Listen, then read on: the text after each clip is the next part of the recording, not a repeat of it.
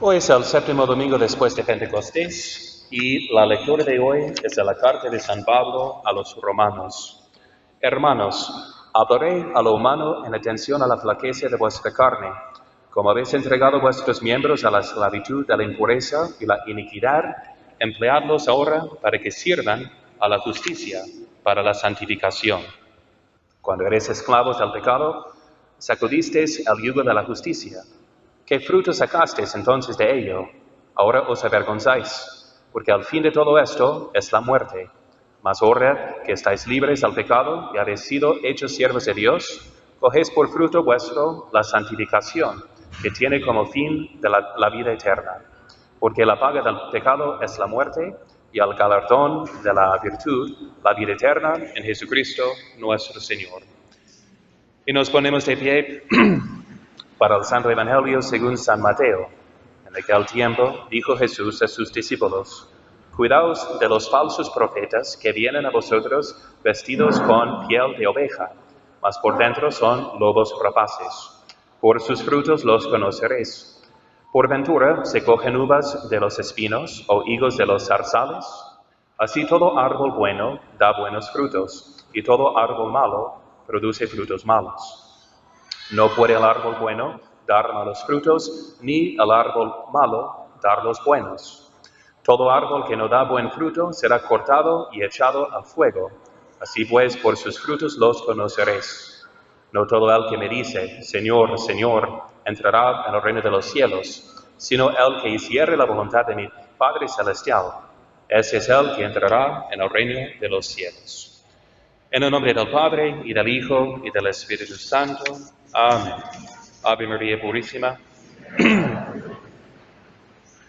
Pues ya con la visita de su santidad el Papa Francisco a varios países de Sudamérica, países que ahora están dirigidos por gobiernos socialistas, han surgido dudas en los medios de comunicación, ¿verdad?, sobre la postura de la Iglesia ante el socialismo. Entonces, para que no haya dudas, les repito lo que les cité en un sermón en octubre del año pasado sobre la enseñanza social, la doctrina social de la Iglesia. Entonces, en contra del socialismo. Entonces, que es la verdad católica basada en la revelación divina y también en la ley de la naturaleza. Y siendo así, acuérdense que la fe católica nunca se cambia. Y la fe católica, con respecto al socialismo, en las palabras del Papa Pío XI, es la siguiente: aun cuando el socialismo, como todos los errores, tienen algo de verdadero, en sí algo de verdadero, cosa que jamás han negado los sumos pontífices, se funda sobre una doctrina de la sociedad humana propia suya, opuesta al verdadero cristianismo.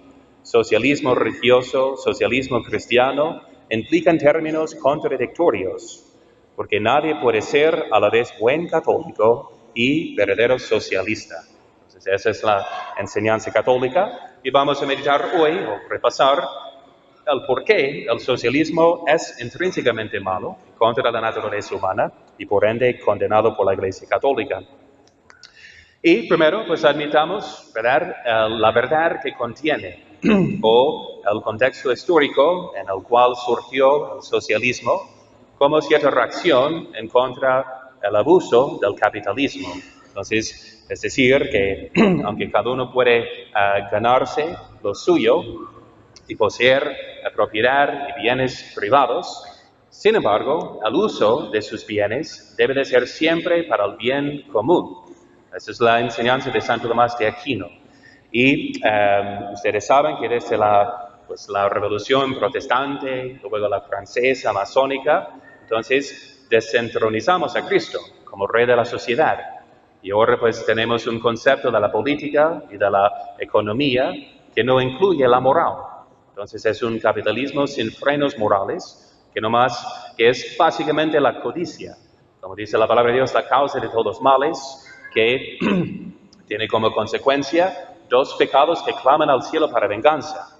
En adición del homosexualismo y la matanza de los inocentes, hay también la opresión de los pobres y defraudar a los obreros, no dándoles el justo sueldo por su trabajo. Esos son pecados que vemos en el En el Antiguo Testamento, cuando los egipcios oprimieron como esclavos a los israelitas, su clamor llegó hasta los oídos de Dios en el cielo, ¿no? Entonces, requiriendo venganza.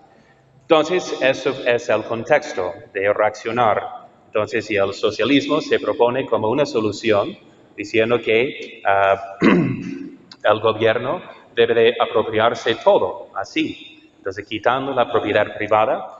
Entonces, termina siendo pues el mismo error materialista, ¿verdad? Que busca nomás la felicidad del hombre en los bienes materiales, que se basa en la envidia por un supuesto conflicto de clases, en que es un conflicto en sí por tener diferencias en las clases sociales, y también engendra la misma codicia, proponiendo a los pobres que van a ser felices si tuvieran más bienes materiales. Entonces, en vez de la solución verdadera, que es la caridad cristiana, que reconoce las diferencias entre las clases sociales y que inspira a todos a cooperar para el bien común de todos. Entonces, repasemos la enseñanza católica, tomando en cuenta que es por la envidia que el pecado entró en el mundo. La envidia de Lucifer, ¿no? Y de Adán y Eva, que quisieran ser como Dios sin Dios. No quieren negarse a sí mismos para servir a los demás. Entonces, primeramente nos comenta el Papa León XIII. Si quieren repasar la enseñanza, que lean la encíclica Rerum Novarum, que estudiamos hace pues unos meses. Y dice, para solucionar este mal de la codicia sin freno, ¿verdad? Los socialistas, atizando el odio de los indigentes contra los ricos, traten de acabar con la propiedad privada de los bienes, estimando mejor que en su lugar todos los bienes sean comunes y administrados por las personas que rigen al municipio o gobiernan la nación, y también inciten una violencia contra los legítimos poseedores. Entonces, van contra la naturaleza humana, como vemos en la Revelación, porque Dios hizo al hombre según su imagen y semejanza. ¿Y para qué? ¿En qué refleja la imagen y semejanza de Dios? Primeramente por ser un ser racional, con un espíritu, con un alma racional, capaz de conocer a Dios y también de desarrollar la tecnología. Entonces Dios le dio la tarea en el jardín, en el paraíso, de labrar y desarrollar entonces la tierra, cultivándola.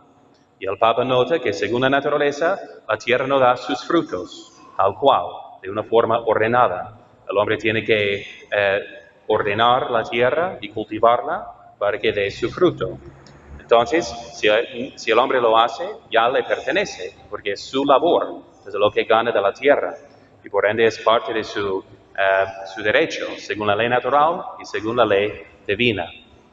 Entonces, y además, no podemos pensar que la desigualdad que hay en las clases sociales y en la naturaleza humana es injusta, porque obviamente puede haber una desigualdad injusta, pero también hay la bendita desigualdad, que es el principio de armonía, de belleza y de la mutua cooperación en la caridad cristiana. Nota pues al Papa. Establezcase, por tanto, en primer lugar, que debe ser respetada la condición humana, que no se puede igualar en la sociedad civil lo alto con lo bajo. Y los socialistas lo pretenden, es verdad, pero todo es vana tentativa contra la naturaleza de las cosas. Y hay por naturaleza entre los hombres muchas y grandes diferencias. No son iguales los talentos de todos, no la habilidad, ni la salud, ni lo son las fuerzas, y de la inevitable diferencia de estas cosas brota espontáneamente la diferencia de fortunas, ¿no? Y así, debido a los talentos distintos de los hombres. Y además, dice que esa es una cosa buena, porque es mal capital en la cuestión que estamos tratando suponer que una clase social sea espontáneamente enemiga de la otra. Es lo más cierto que como en el cuerpo se ensamblan entre sí miembros diversos, de donde surge aquella proporcionada disposición que justamente podría ser llamar armonía, así ha dispuesto la naturaleza que en la sociedad humana dichas clases gemelas concuerden armónicamente y se ajusten para lograr el equilibrio, y ambas se necesitan en absoluto. Ni el capital puede subsistir sin el trabajo, ni el trabajo sin el capital. El acuerdo engendra la belleza y el orden de las cosas. Entonces es un error del socialismo pensar que van a acabar con las diferencias de las clases sociales. Entonces, que brota naturalmente de nuestras diferencias naturales humanas. Entonces, este socialismo que ya se ha plantado, ¿verdad?, de nuevo por Sudamérica, también en muchos países en Europa, entonces también ha intentado infiltrar a la Iglesia Católica, como mencionó el Papa XI, un socialismo cristiano que es una contradicción. Y en tiempos más modernos, y especialmente en Latinoamérica, hemos visto esta manifestación de la teología de la liberación.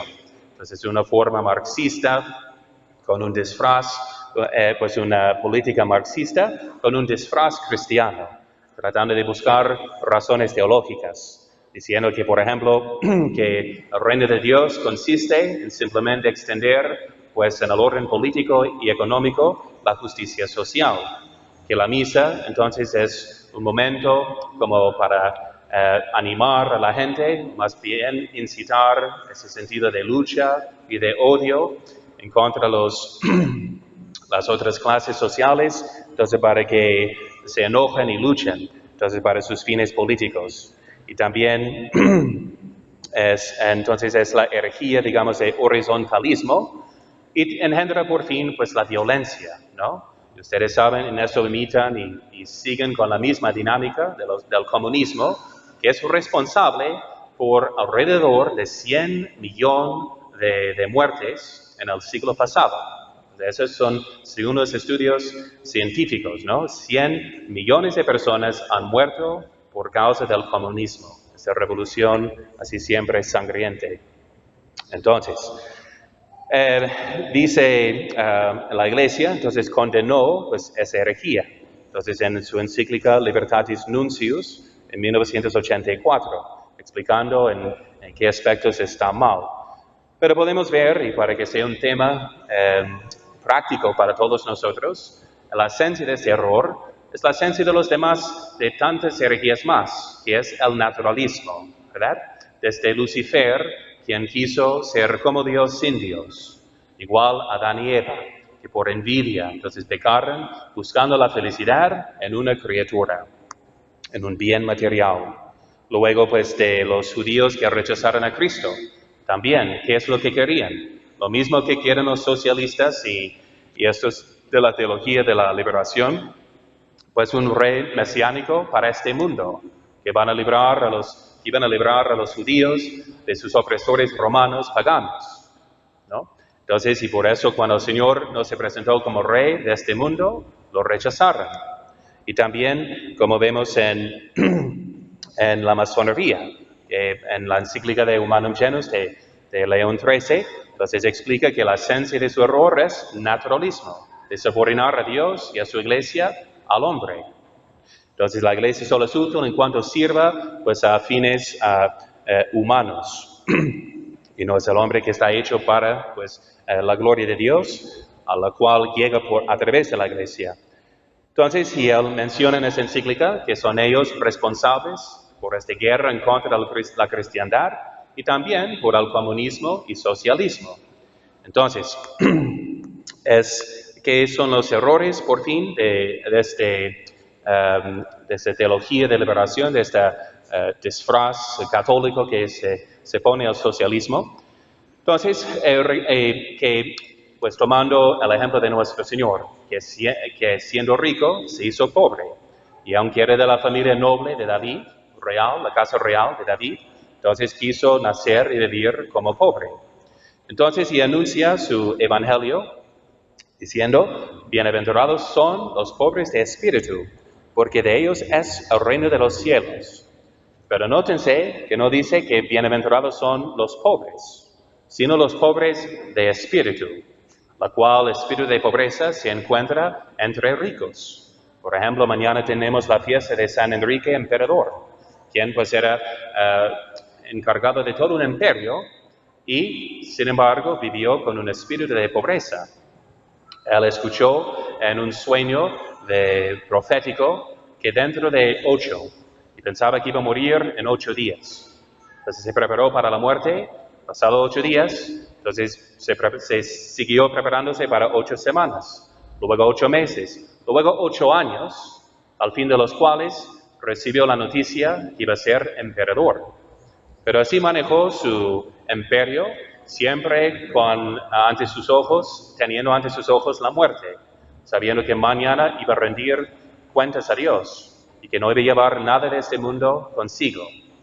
Entonces, así vivió con un espíritu de pobreza, igual como San Fernando de España, San Luis, rey de Francia, Santa Isabel de Hungría, de Portugal, como muchos reyes y nobles, que en vez de simplemente regalar sus bienes a los pobres, como les correspondía de la clase noble, a la cual les obliga la caridad cristiana, según la frase, a la nobleza obliga.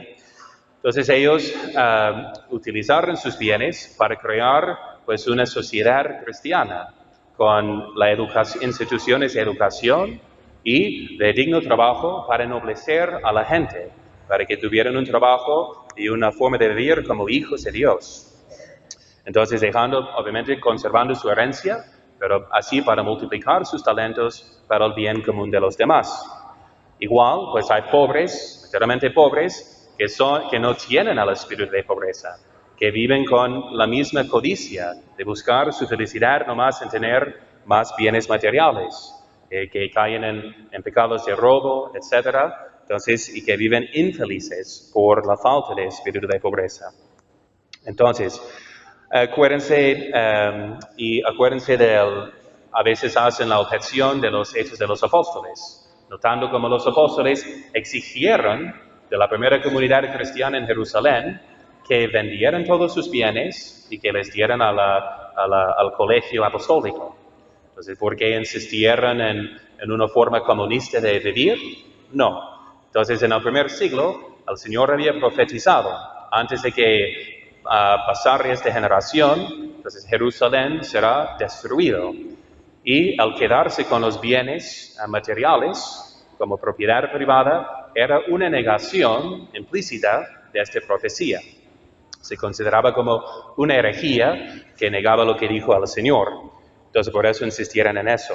Y además, cuando hablan de la opción preferencial por los pobres, que recuerden las palabras de Juan Pablo II, quien dijo, si la Iglesia hace suya la opción preferencial por los pobres, que vienen en primer lugar para las limosnas, si uno ya ha atendido bien a su propia casa y a los suyos, dice una opción preferencial, nótese, no por lo tanto una opción exclusiva o excluyente, porque el mensaje de la salvación está destinado a todos.